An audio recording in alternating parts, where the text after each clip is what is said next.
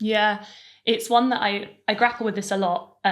Formally, you are awarded a Bachelor's of Arts at the end of your geography degree. So some would say, therefore, it's a humanities. I would say it's both. And I actually think you can come out either a social scientist or a physical scientist, depending on the path you take.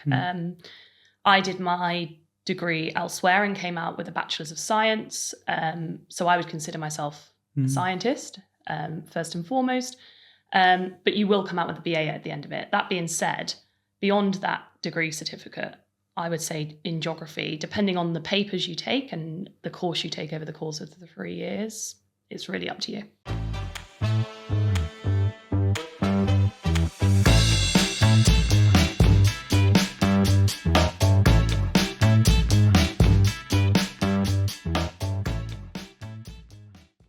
Hello everyone, welcome to Cambridge from the Inside. We're here with a new guest today. Would you like to introduce yourself? Yeah, I would. Thank you. My name is Becky Dell and I am an assistant professor in the Department of Geography, kind of based at the Scott Polar Research Institute as well at the same time, which is a daughter or son department of the Department of Geography.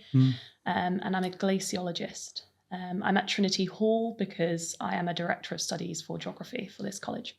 Nice. Wow. Brilliant introduction. Really cool. And today we're going to be talking about studying geography at Cambridge. We're going to talk about what the course is like, what the course offers at Cambridge, what geography is. So yeah, it should be quite exciting. So for anyone who doesn't know, especially what geography looks like at university, what kinds of things does a geography student learn about? Yeah, it's a good question. I imagine that most people watching this podcast may have taken A-level geography, and that's quite a good indicator of maybe how a geography degree is structured, at least at Cambridge. So in A-level geography, you have the opportunity to think about the Earth and its natural processes and climate change, very much as a natural sciences kind of focus. But you also think about people, place, politics, and how people interact with the environment. So a geography degree continues to bring all of that together, essentially. So yeah, we have historical geographers, cultural geographers, economic geographers, working next to volcanologists, glaciologists, atmospheric scientists. So it's a really mixed degree. Nice. So because of that broad mixture of both the economic geographers and the things like glaciology, what kind of students is geography for in terms of what kind of A levels you might have? Yeah, the colleges do vary slightly on the A levels that they require, but actually we are quite generous here at Cambridge as to what kind of A levels are required. So to be honest, some might come from a background where they've done biology, chemistry, and maths, and others might have come from a background where they've done economics, English, and history. So obviously a geography A level is desirable, but they're the other A levels that you could have alongside that. So it really is mixed, and that means that the cohort of students that we get in the degree are really quite varied. So some students come and they're clearly passionate about maths and science, and other students come in with a more social sciences perspective. Nice. So do you notice that in supervisions or in the work that students hand in, the different kind of styles or approaches people have to geography? Definitely. What's quite noticeable is in your first year here at Cambridge, you will study both physical geography and human geography, and we expect every student to do that, which means that as a director of studies or as a lecturer within the department, I interact with both people who lean more towards human geography and physical geography. If I was a student back in the day, you would have been able to tell very quickly that I was a physical geographer. My essays were quite succinct. I was quite mathematically minded. But if you asked me to write a discourse on potentially economic geographies, I maybe wouldn't hit the style. But something we do in that first year is to teach every student that comes in, regardless of the way they gravitate, to teach them to access geography from both sides to the same level or to an admirable level. So, because it's difficult in geography, obviously people will gravitate to one or the other, but ultimately it's an interdisciplinary subject. So we want everybody at the end of their first year to be able to access all the arguments and ideas, because that's what makes a geographer, is the understanding of all the different fields and how they interplay. Nice. And is it common for someone after they've finished a geography degree to be able to do both sides, I guess? Yes, particularly at Cambridge, actually, I've noticed this, is we have some students that at the end of their first and second years, they might really specialise in human or physical, but actually we've got a large number that take both physical and human modules the whole way through. So that means that when they come out of their geography degree at Cambridge, they're really well versed in both sides of the subject. And actually that makes a geographer particularly employable or particularly amenable to ways of the working world, because they can see ideas and perspectives through various lenses that maybe if you followed a more narrow course of training, you might not have that understanding. Nice. Wow, that sounds really cool. And just for anyone who doesn't know, can you explain what human geography and physical geography, what they are? I can, yeah, and to the best of my ability. I'll start with physical geography because that's my thing, my jam. But so physical geography is the study of the Earth and the Earth's natural processes. So that can be everything from the quaternary, so how has the Earth changed over not so recent history and the geology, through to present day climate change. So how are the Antarctic and Greenland ice sheets responding to climate change, atmospheric processes, you name it. We've got some volcanology as well. So that's more self-explanatory. Human geography is quite beautiful, really. It really stitches together various elements of other subjects, I think, in a particularly nice way. So you could be a historical geographer. You might look at the history of decolonization. You can be an economic geographer. So we have people looking at Brexit and how the economy's changed in response to that. And so that's kind of how they differentiate. But what ties them together is this understanding of how people, places, and space interact. So for the human geographers, there might be a spatial gradient. There's a geography of the UK that can be understood both economically and politically. And all of those spatial gradients are really looked at and dissected. And where applicable, those subjects talk to one another. So how is climate change impacting migration patterns, for example? Nice. Sounds very interdisciplinary. Yeah. Nice. And so another question that we have here is, from what I know, at least in secondary school, geography is normally labelled as a humanities subject. Yes. Next to history. And would you say geography as a degree, or at least the degree in Cambridge, should that be seen as a humanities subject or a science, or neither? Yeah, it's one that I grapple with this a lot. Formally, you are awarded a Bachelor's of Arts at the end of your geography degree. So some would say, therefore, it's a humanities. I would say it's both. And I actually think you can come out either a social scientist or a physical scientist, depending on the path you take. I did my degree elsewhere and came out with a Bachelor's of Science. So I would consider myself a scientist, first and foremost. But you will come out with a BA at the end of it. That being said, beyond that degree certificate, I would say in geography, depending on the papers you take and the course you take over the course of the 3 years, it's really up to you. Nice. So if people leave geography either being a social scientist or a physical scientist, or maybe a mixture of both, that implies that everyone is able to kind of use the scientific method and be able to base their arguments off data and evidence. Can you elaborate on that a bit? Yes, 100%. So that is, in my opinion, the core element of doing a geography degree. Regardless of the topic or the ideas that you're approaching, we train people really well in data analysis, statistical analysis, using geographic information systems, so spatial software. So we expect that when our geographers come out at the end of 3 years, that they can take a data set, whether it be a data set of population exposure to malaria versus a data set of sea surface temperatures in the Atlantic.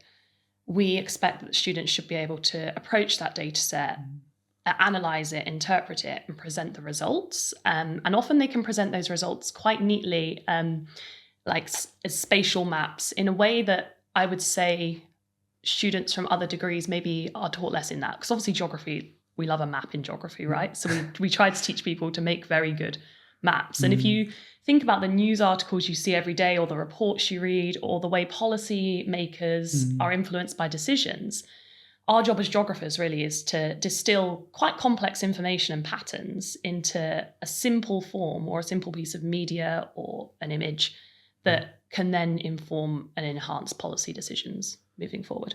Nice. So, and those are all skills that people develop if they were to take solely human geography modules? Yeah, so it's tricky. In first year, we give the real basis of that in first year. So yes, first and foremost, we give the base level skills in first year. And the idea is that after year one, everybody's got what they need in order to be able to do that. Obviously, if you then take certain papers through years 2 and 3, those skills can be enhanced, and that's a personal decision. So I teach a course in third year with a colleague, Matt Osman, and we use Python to teach students to analyze very detailed, complex climate data sets. And that really improves someone's ability to work with these data sets. But that's at the very top end. And that's a course that some students will choose and love, and other students might back away from, and that's completely fine. Nice. Wow, that sounds really cool. Sounds also, I mean, now like graduating and in the job market and seeing what's out there, knowing friends, what they're doing, it sounds like you get a lot of really employable skills, especially for like public service and policy with geography. Yeah, 100%. I think what's interesting about geography is I can remember actually making the decision to do a geography degree myself. And the downside that some may say of a geography degree is that there's not an obvious career at the end of it. And like there is maybe in medicine or in law, where you can see the way you're headed quite clearly. But actually, I think that's the power of geography. It sounds cliche, but it's kind of true.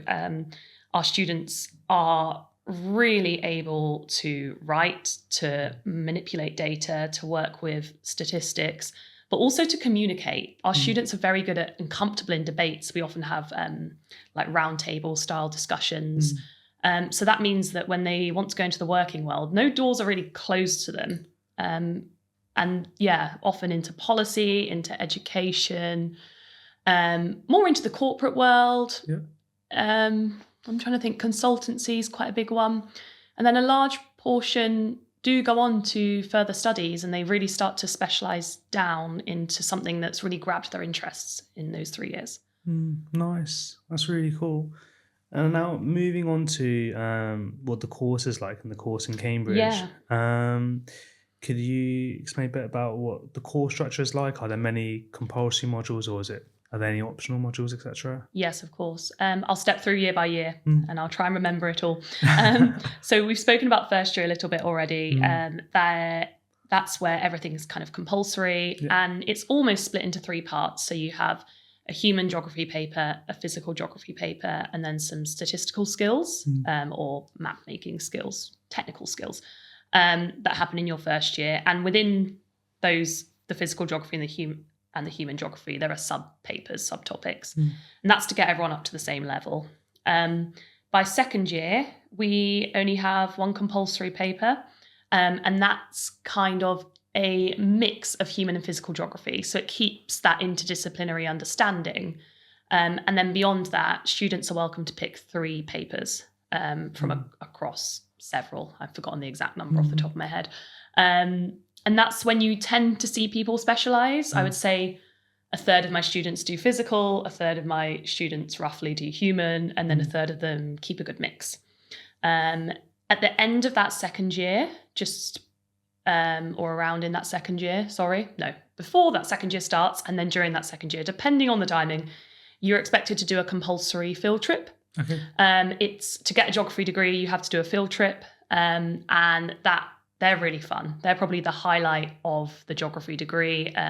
Being able to conduct field work and to collect data analysis in the field is what makes a geographer a geographer. We go out into the world and we see the way it works. And they're really cool. They vary between Norway, we have one to Berlin, one to Morocco. Wow. There's some more local ones if people, have things going on and can't go too far from home. But the availability of those different locations obviously changes year on year, depending on departmental needs and student needs. So I run that trip to Norway, but we can talk about that later. And then in third year, no compulsory papers apart from your dissertation, which lots of students will go on fieldwork again for their dissertation. And then you can pick 4 papers. So basically, as you step through the years, your right to choose and your free will really enhances. Nice. Wow.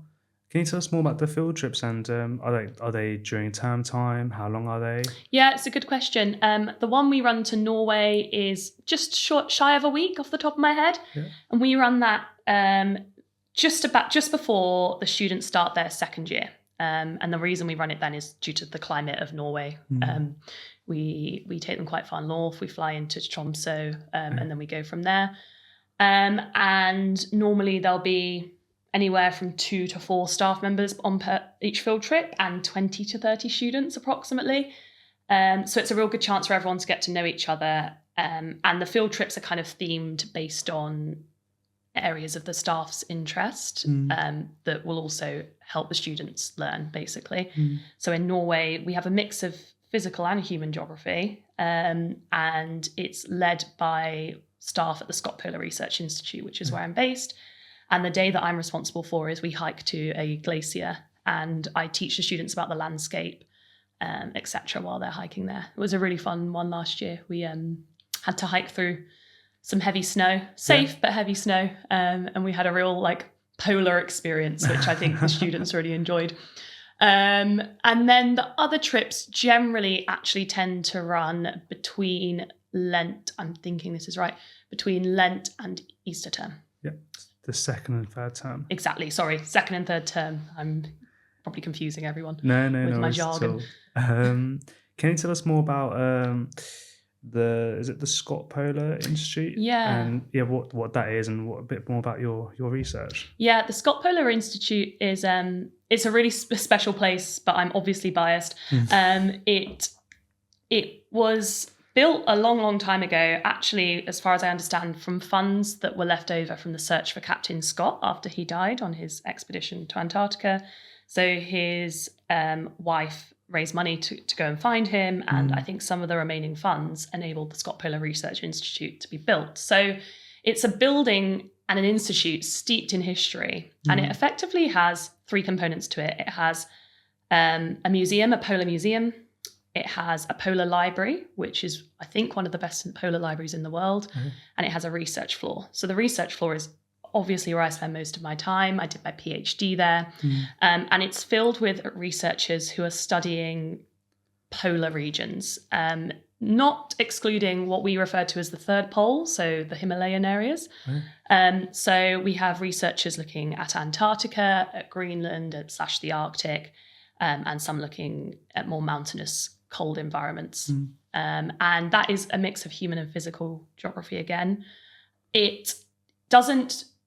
You don't directly become affiliated to Scott Polar as an undergraduate student, but any lectures you take that are related to the polar environments tend to be in our lecture theatre at the Scott Polar Research Institute.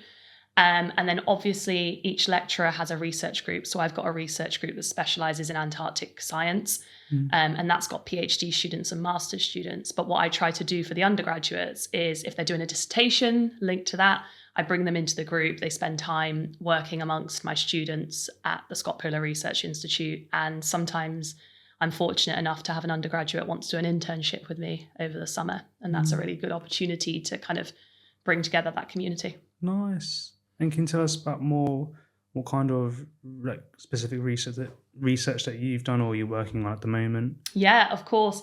Where to start? Yeah, so I'm an Antarctic glaciologist. That's probably how I define my research. And that means that I study ice in Antarctica.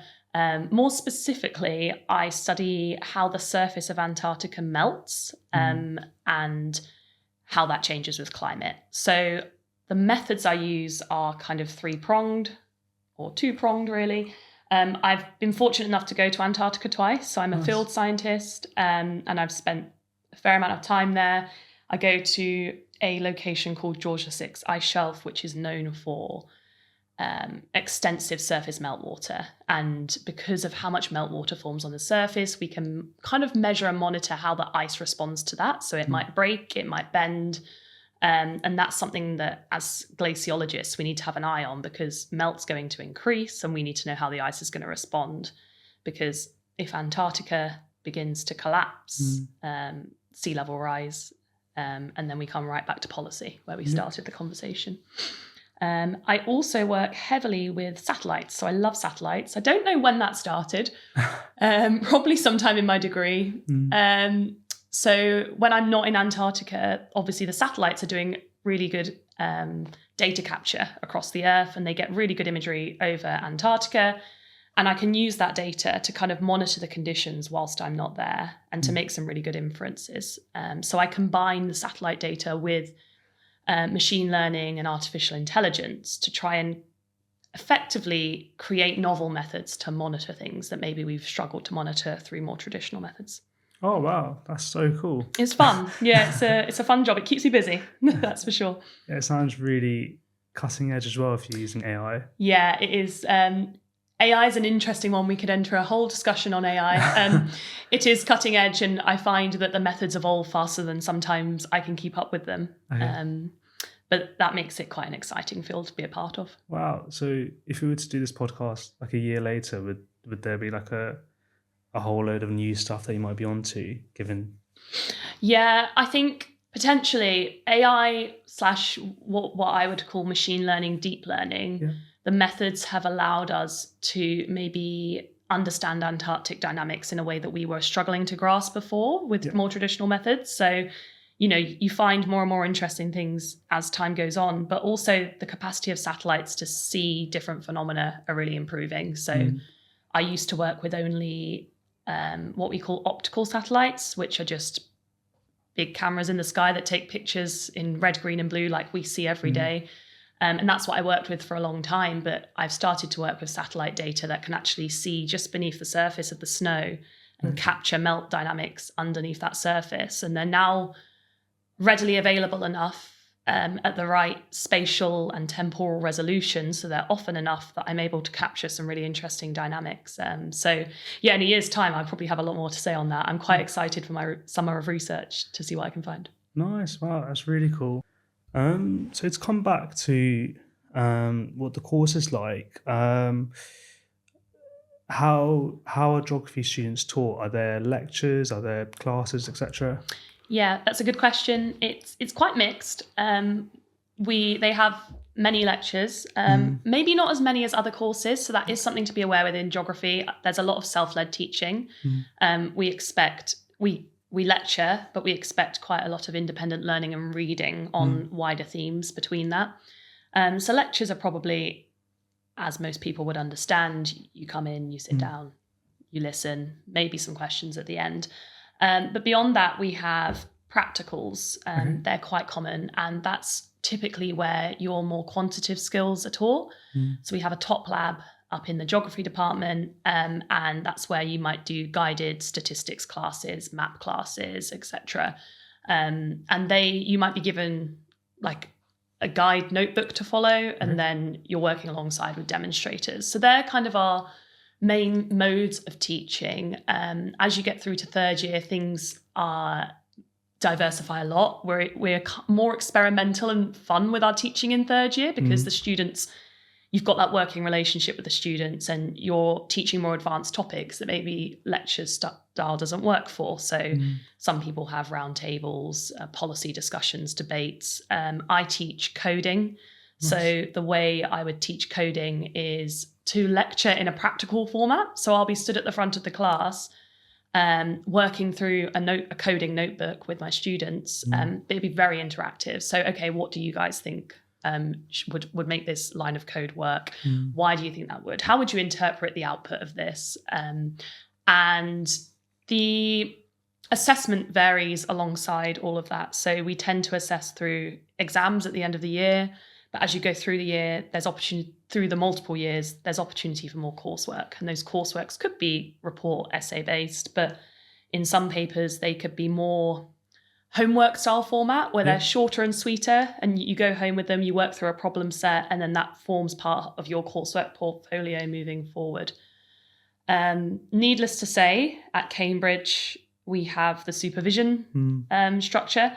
So supervisions form a very large part of what we do in the geography department, as I'm sure they do across every department.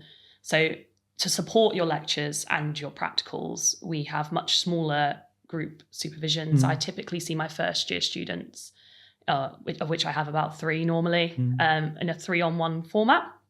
And I find that's really helpful to effectively digest the ideas that have been presented in the lecture and discuss the topics around that. And sometimes we just talk about an element that's really interested the students, or the students have struggled to grasp some of the key concepts, and we go over that. So that's probably a good summary, I think. Nice. And are all the supervisions given by the same DOS, like directors of studies or academic, or do they differ between the different modules? It's a good question. It differs naturally by college, but I'll answer for Trinity Hall. At Trinity Hall, the way I've structured it is such that for almost all of the physical geography in the first year, I will supervise my first years. And the reason I do that is because I think as your first year in Cambridge, it's really good that somebody has oversight of your development. So that allows me to see my students quite frequently and just see how they're progressing throughout the year and offer support where that's needed. Now, I'm not a human geographer, so for human geography, what I tend to do is pick some of my favourite colleagues, and they do specialist subject sessions. So it's a mix here, which is quite nice, because you might get bored of me if you see me too often, but you see me often enough.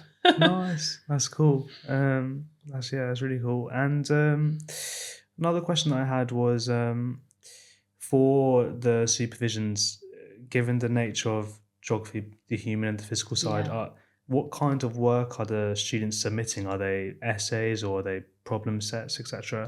Yeah, that again varies year on year. But I would say about 2/3 of the supervisions are essays. We're quite traditional still as a department in that sense. And I often think it's the easiest way to really determine how well a student's understood something. That being said, it's nice to mix that up. You don't want to be writing too many essays all the time. So sometimes we ask students to give a presentation, write a book review.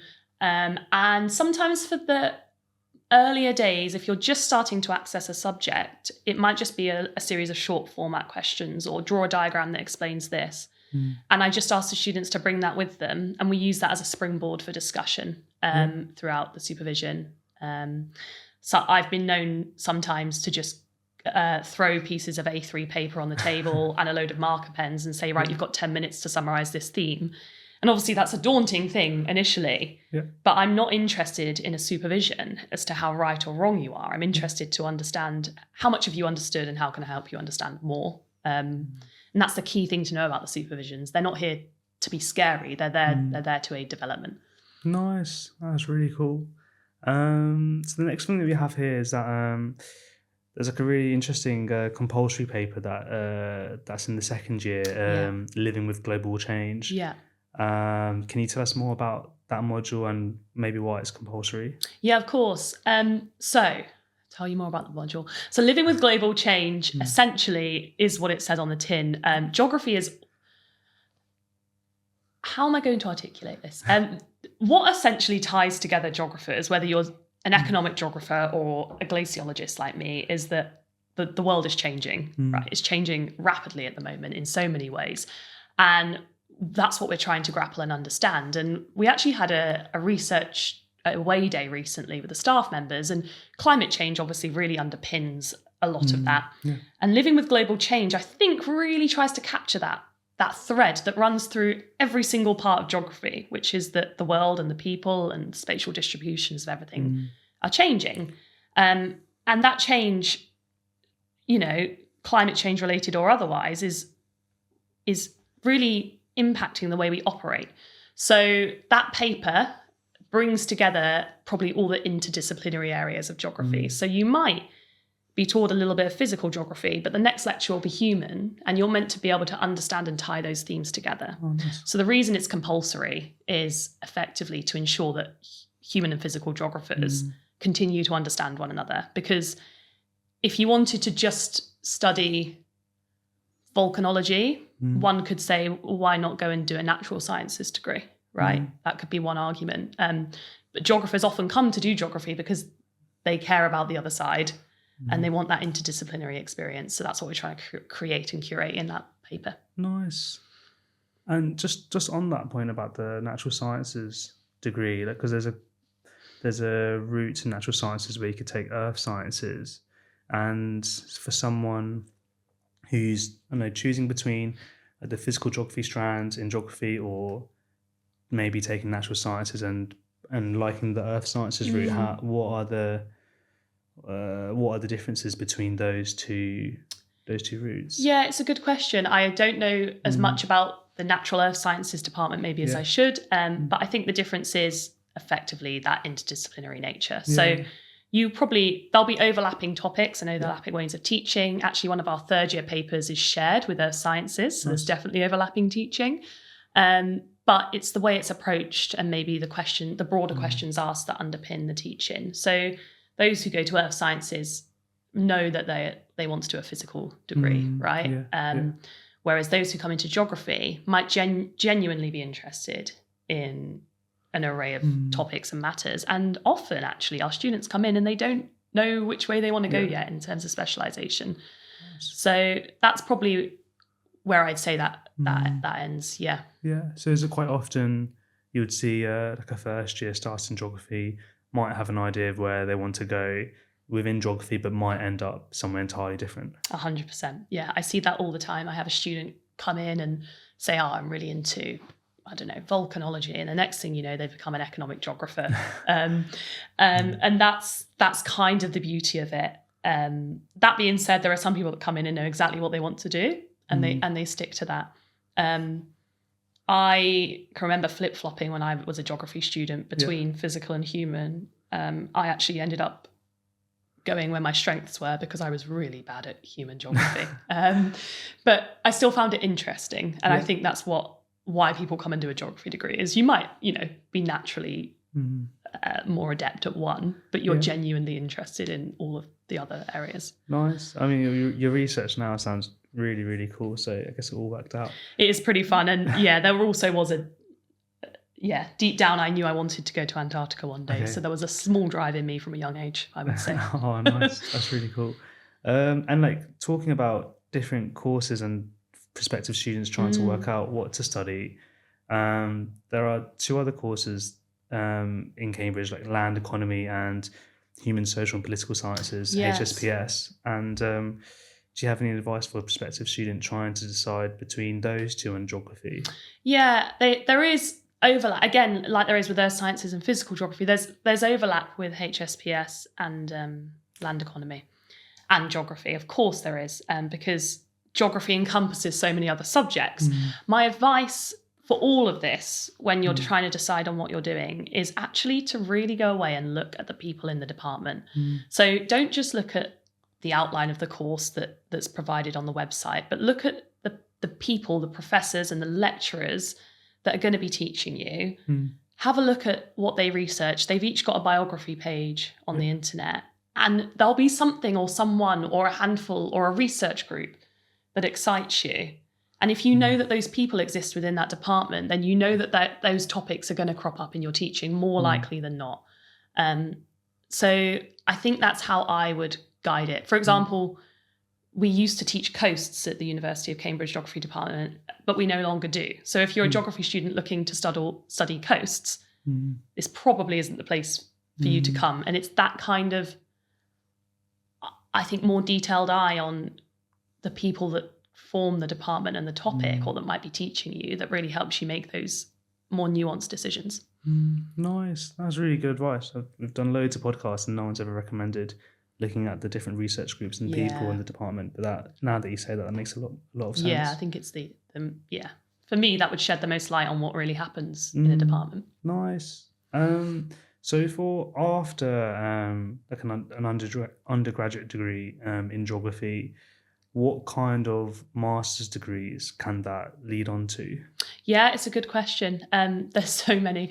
There's several master's programs alone that come out of the geography department. They're changing names right now, but we've got a master's program at Scott Polar.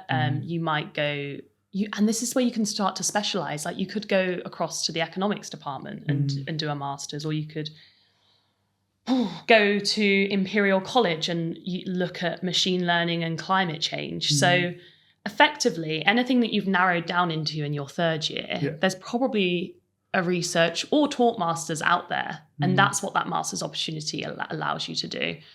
Some people even go on to do law conversions or MBAs in the future because, you might have done your geography degree, found a particular element really interesting, and now you know how you want that to inform your career. But master's programs are very popular at the moment. Yeah.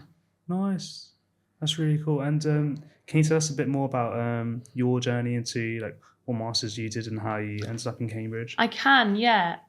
So I started my academic career post-school at Durham University. So I did an undergraduate there and specialised in physical geography quite quickly. And like I kind of hinted towards earlier, I always deep down knew that I wanted to at least go to Antarctica as a scientist. I had two goals in life. One was to go to the Olympics and one was to go to Antarctica. Nice. One came true.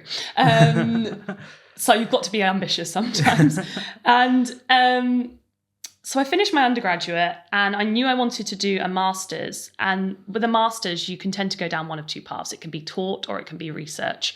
I knew already that I loved research and I didn't feel the need to have too much of a taught component. I thought the best way of learning would be working amongst other scientists. So I then went on to a research master's at Newcastle University. And that link came from a talk that happened at Durham. So my supervisor at Newcastle, Rachel Carr, came and gave a talk.